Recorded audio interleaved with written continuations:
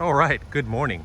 It is a chilly Monday morning in the Chicago area. We're actually up in Highland Park, not too far from the office. And this is the 2021 Mazda 3 Hatchback, Premium Plus all-wheel drive. And effectively what this car is doing is it's taking the hatchback into premium territory, quite literally. You know, the current 3 hatchback, and especially in the sedan too, but especially the hatchback, it's got to be one of the best looking cars out there.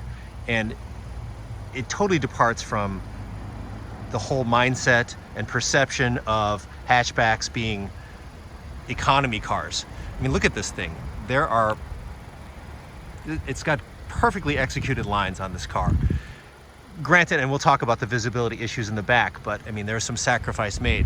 But look at the back end of this thing. The tail section here and the rear 3/4. It's muscular without pushing it. It's got great lines. Actually, probably got a better view from the other side just because of the sunlight. But you've also got the dark mesh grille. You've got the wraparound headlights. You know, there isn't too much going on in the front here in terms of over styling. You don't have like 10 creases in the hood like a Nissan. This Premium Plus package has the black wheels, the 18-inch wheels. I mean, look at those headlights. You know, they wrap all the way around. They actually make it over the seam here in the front quarter panel. You know, you don't have busy styling on the side. You know, nice contours, creases. You know, creases over the fender wells, and just this nice, elegant kind of contouring in the doors. Again, this rear quarter panel is perfectly executed. You've got taillights that mimic the headlights in the front.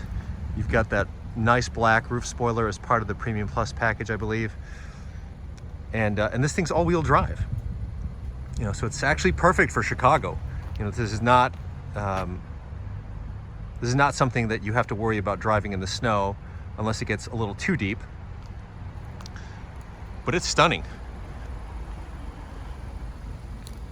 There isn't a hatchback on the market right now that looks like this. Granted, at over $35,000, it's a little bit expensive, but you know, you want to get anything close to this, you're going to be looking at a Golf R, which is, instead of 250 horsepower, it's 288, and it is fast and it is all-wheel drive, but it starts out at 40,000.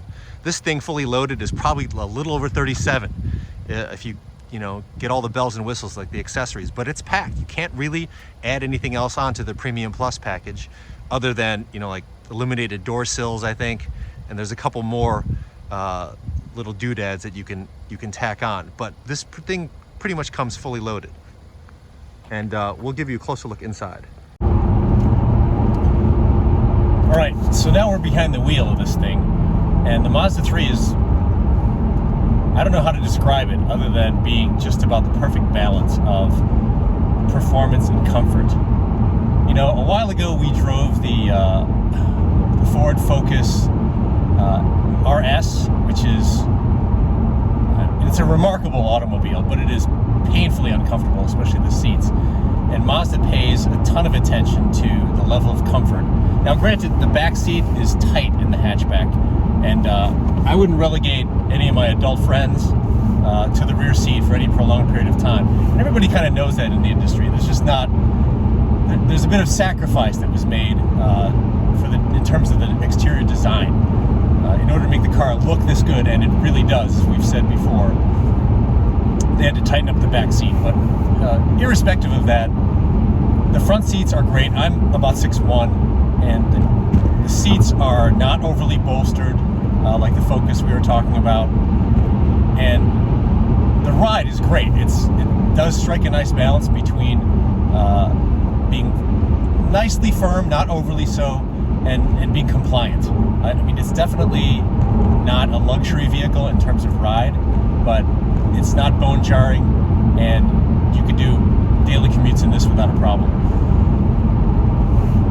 In my opinion, nobody does interiors at this price point like Mazda. They just have paid a ton of attention to not just the ergonomics, but the look, the design of the vehicle, Mazdas just are beautiful. And the 3 has great analog gauges, crisp, easy to read. It's not overly busy. You don't have any weird graphics to distract you.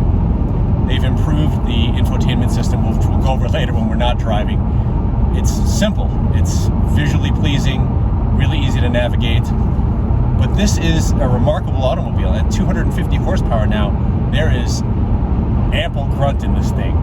And, you know, we're cruising right now at about 74 miles an hour. You know, there's a tiny bit of wind noise. It is a windy day outside today, but it's great. This thing's on center. There's good steering feel. There's a good amount of effort.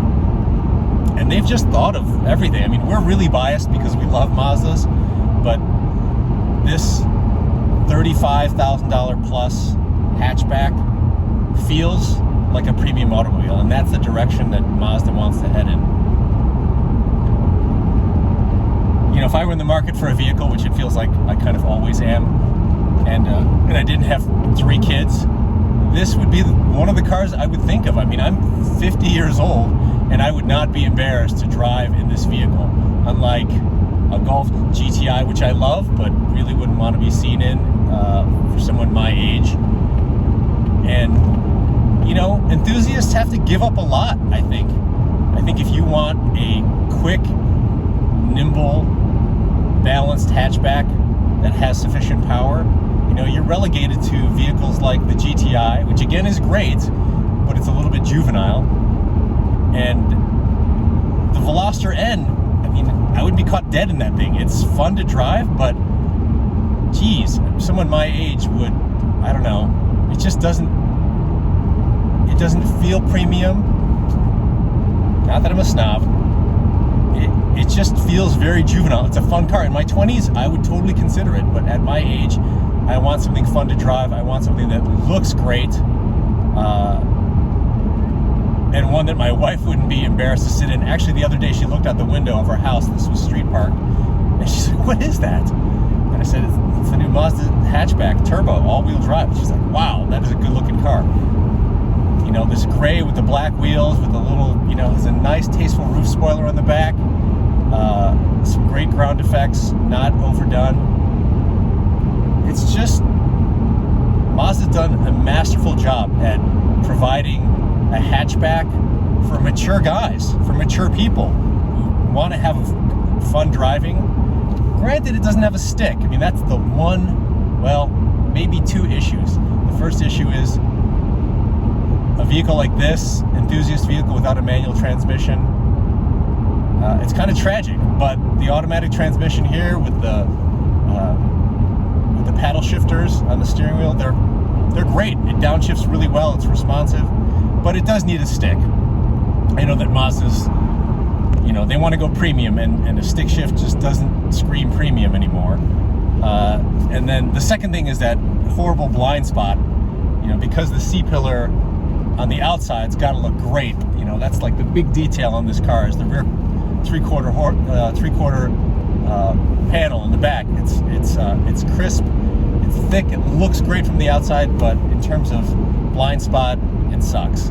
But it's a small price to pay, honestly. Again, we're cruising on the highway. Seats feel great.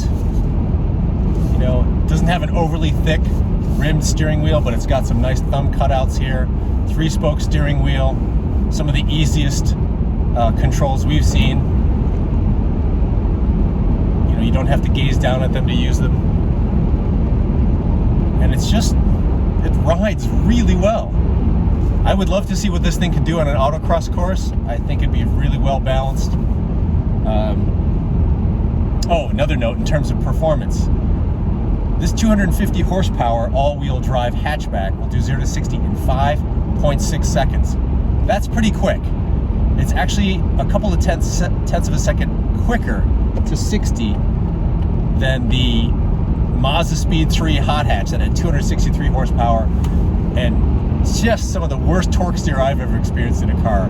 It's squirrely, it's a lot to control, and this is actually quicker, even though it doesn't feel that way. This is not as jerky, it's very smooth. It is a grown-up hot hatch, and we love just about everything about this vehicle. Again, the two complaints being lack of a stick shift and the blind spot.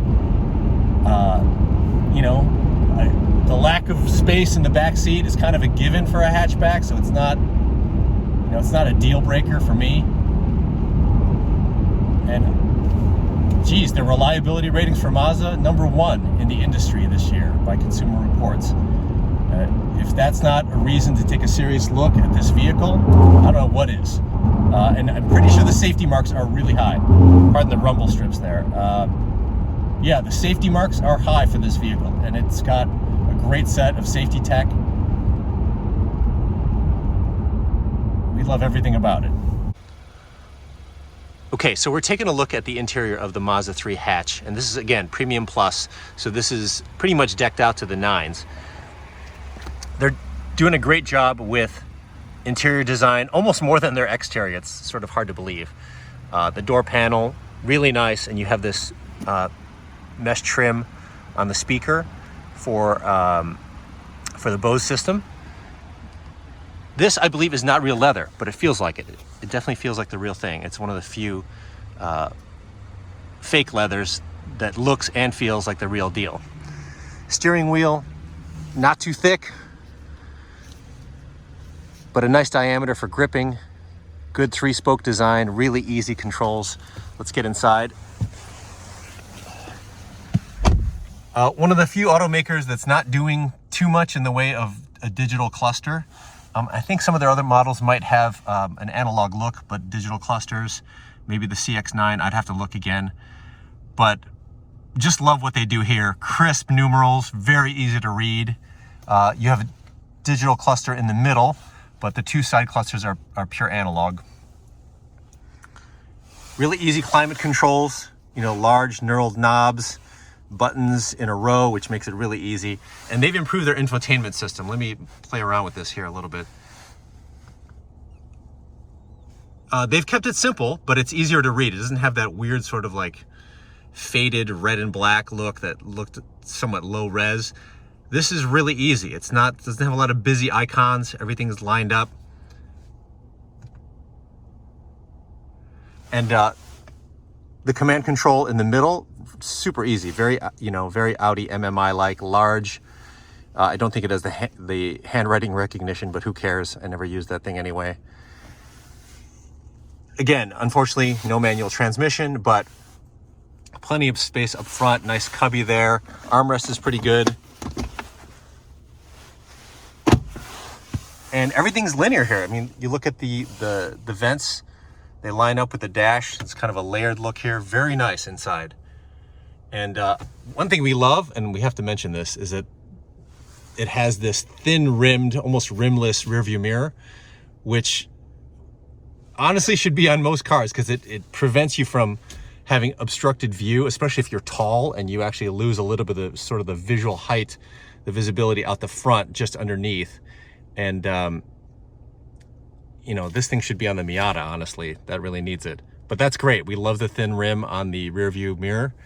And we won't get in the back seat, but it is pretty tight, as we mentioned before. I wouldn't get behind myself in this thing, but who cares? That's one of the small prices to pay for such an awesome vehicle.